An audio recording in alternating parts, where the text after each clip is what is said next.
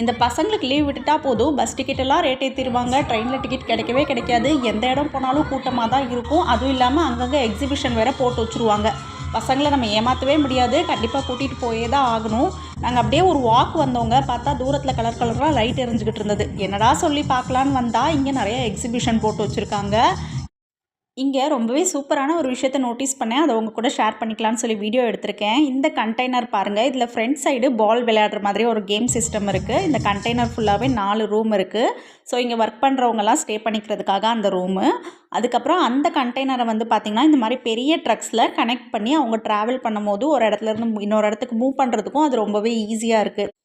அது மட்டும் இல்லைங்க, இங்கே நிறையா கேரவன்ஸும் இருந்தது. இங்கே ஒர்க் பண்ணுற எல்லாருக்குமே ஸ்டே கம்ஃபர்டபுளாக இருக்கிறதுக்கு ரொம்ப யூஸ்ஃபுல்லான ஒரு விஷயமா இருந்தது அது. இந்த ட்ரக்கு பாருங்கள், இந்த ஃப்ரண்ட் சைடில் இருக்கக்கூடிய 6 வீல் இருக்கிற இந்த பேஸில் அந்த கண்டெய்னரை கனெக்ட் பண்ணிடுவாங்க. அதுக்கப்புறமா ட்ரக்கோடு அட்டாச் பண்ணி அவங்க ட்ராவல் பண்ணுறப்ப யூஸ் பண்ணிக்குவாங்க. ஸோ ட்ராவலிங் டைம்லேயுமே அவங்களுக்கு ரெஸ்ட் எடுக்கிறதுக்கு ரூம்ஸ் எல்லாமே இருக்குது. ஸோ ரொம்பவே ஒரு நல்ல விஷயமா இருந்தது. நம்ம ஊரில் இந்த மாதிரி சிஸ்டம் எல்லாம் வந்தால் இன்னும் நல்லாயிருக்கும். அவுட்டோரில் ஒர்க் பண்ணுற இவங்கள மாதிரி ஆளுங்களுக்கு இது ரொம்பவே முக்கியம்னு நான் நினைக்கிறேன். நீங்கள் என்ன சொல்கிறீங்க?